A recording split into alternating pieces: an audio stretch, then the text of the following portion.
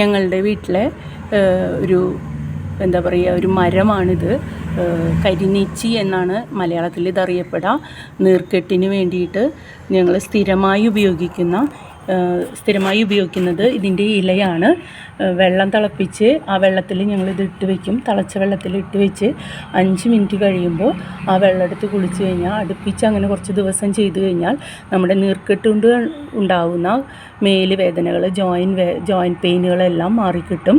ഇത് വളരെയധികം ആയുർവേദത്തിലും ഉപയോഗിക്കുന്ന ഒരു ഇലയാണ് ഈ കരിനീച്ചിയുടെ ഇല.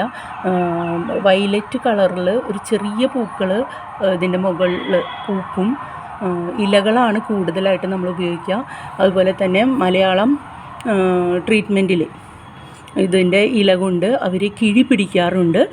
നമ്മുടെ എൻ്റെ ഹസ്ബൻഡിൻ്റെ അച്ഛൻ്റെ വീട്, അതായത് അമ്മയുടെ ആങ്ങളയുടെ വീട്ടിൽ നിന്ന് കൊണ്ടുവന്നിട്ടാണ് ഇതിവിടെ നട്ട് വളർത്തിയിട്ടുള്ളത്. 3-4 വർഷമായിട്ടുണ്ട്. നല്ല വലിയ ഒരു മരമായിട്ട് മാറും. ഇലകളൊക്കെ ഇങ്ങനെയുള്ള മലയാളം ഔഷധങ്ങൾ തയ്യാറാക്കുന്നവർ ഇതിൻ്റെ ഇലകളൊക്കെ അച്ഛൻ്റെ വീട്ടിൽ നിന്ന് കൊണ്ടുപോകാറുണ്ട്. ഇത് ഞങ്ങൾക്ക് വളരെയധികം പ്രയോജനമുള്ള ഒരു മരമായിട്ടാണ് തോന്നുന്നത്. സ്ഥല സൗകര്യമുള്ളവർക്കൊക്കെ ഇത് അവരുടെ വീട്ടിൽ ഒരു മരം വെച്ച് നട്ട് വളർത്തുന്നത് നല്ലതാണ്. പ്രായമായവർക്ക് ഇതിൻ്റെ ഇല കൂടുതലായിട്ട് നമുക്ക് ഉപയോഗിക്കാനായിട്ട്. നീളത്തിലുള്ള ഒരു ഇലയാണ് ഇത് കാണാനായിട്ട്. പൂവിനൊരു ചെറിയ വയലറ്റ് കളറ് കാണാവുന്നതാണ്. ഇത് നിങ്ങൾക്ക് ഗൂഗിളിൽ അടിച്ച് നോക്കി അറിയാം. വളരെയധികം ആയുർവേദ ചികിത്സയിൽ ഉപയോഗിക്കുന്ന ഒരു ഇലയാണ്.